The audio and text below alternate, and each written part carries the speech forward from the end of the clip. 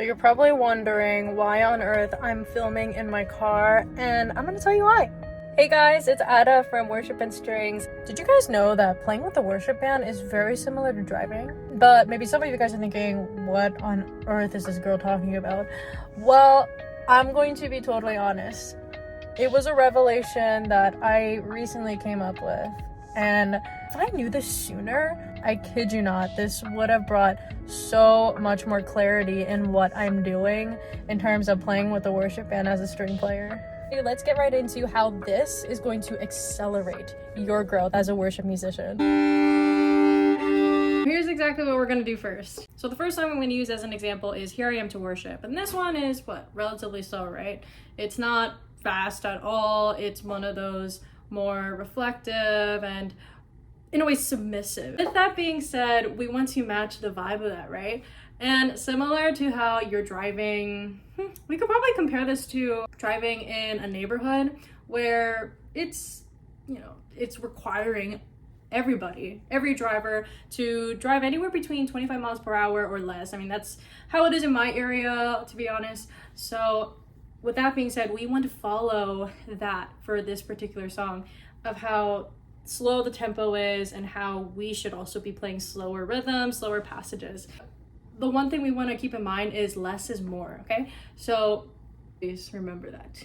I promise you, from 20 years of experience of playing with rock bands, less will always be more. You don't need to do more than you think, okay? So we'll start with whole notes in the chorus of Here I Am to Worship. So here I am to worship,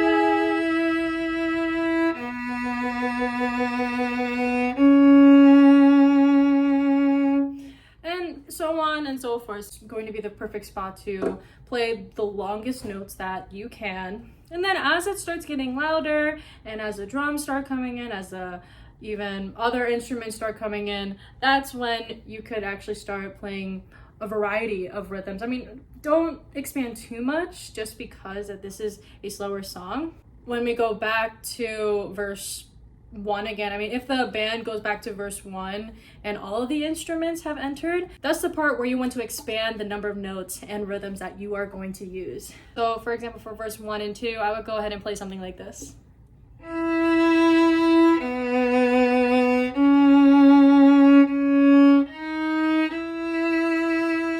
So this would contrast to the way that you played it in the beginning, right? So in the beginning, you might have played it like this.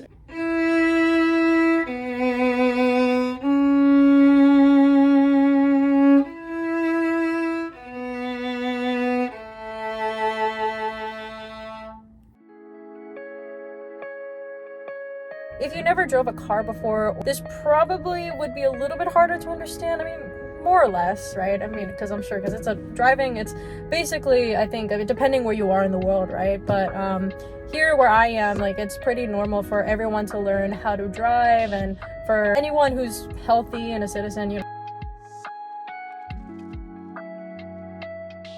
So the next song we're going to use is a faster song, okay?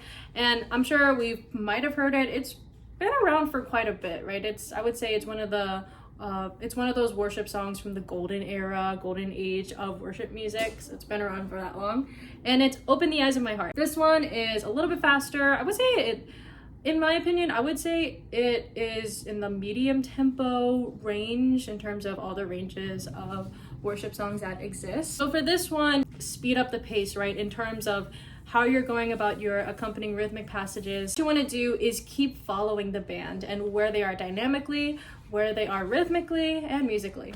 This song, let's treat it like, maybe not a back road per se, but I would probably say this is one of those highways that you're not necessarily driving at 65 miles per hour, but maybe 50 miles per hour. So I would say 50 miles per hour is one of the most common speed limits. I mean, of course, it's different for every area. The song like a 50 miles per hour highway.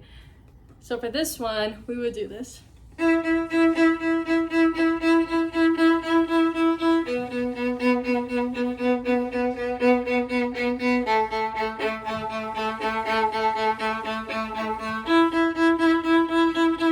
Rhythm like that would be used when the band is at least anywhere from mezzo forte to forte. You definitely don't want to use this in the very beginning, just because in the beginning we're just introducing the song and we're having everybody in the congregation join. And we have to remember this, that the congregation has got to be the most important musician, actually, because when we're singing in unity, that is exactly how worship is.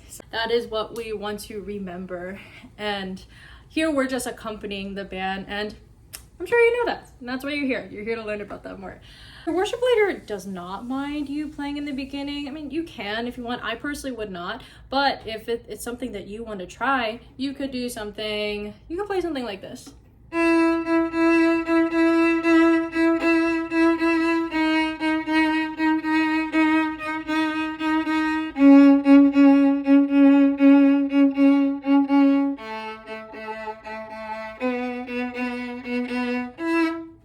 So you could play something like that, and then as it builds up to see you high and lift it up in the chorus, you could do something like to see you. You could keep the same rhythm, or you could expand even more. So once the chorus begins in that, something I would do is something like this. If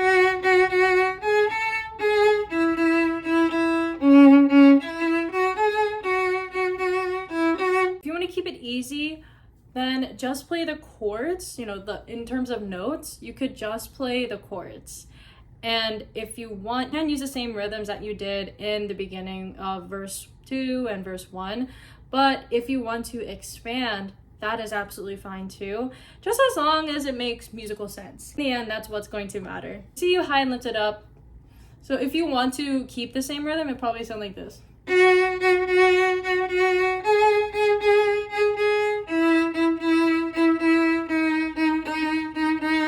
And then if you want to expand,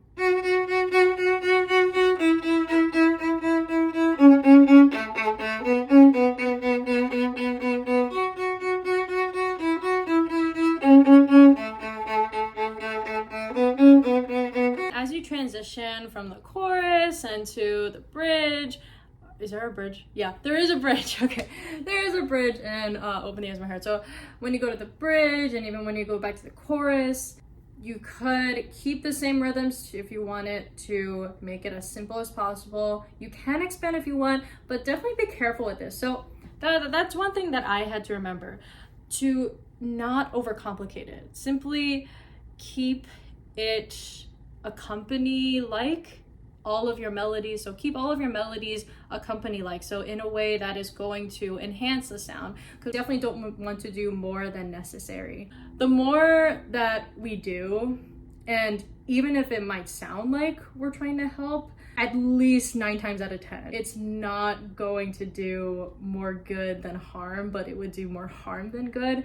So please, please, please, please, please make sure to keep it simple, because in the end, less is more, like I mentioned before. Whenever you are trying to find the right places to play in worship songs, you want to make sure that you're very strategic about it. So you want to keep in mind of the other instruments.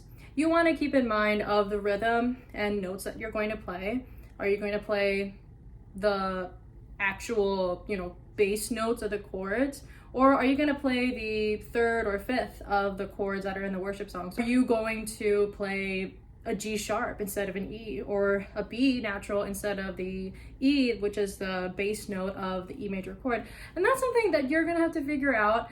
And in terms of when to begin, this all depends. This all depends on the band that you are collaborating with. So in order to truly understand and know for sure when to come in with your particular worship band, I am offering much more content down below, so check out the link and comment below. What is it that you need help with, particularly with the worship songs that you and the band are gonna lead? Because I know this is still a taboo way of collaborating. Subscribe for more content like this. I'll see you guys in the next video.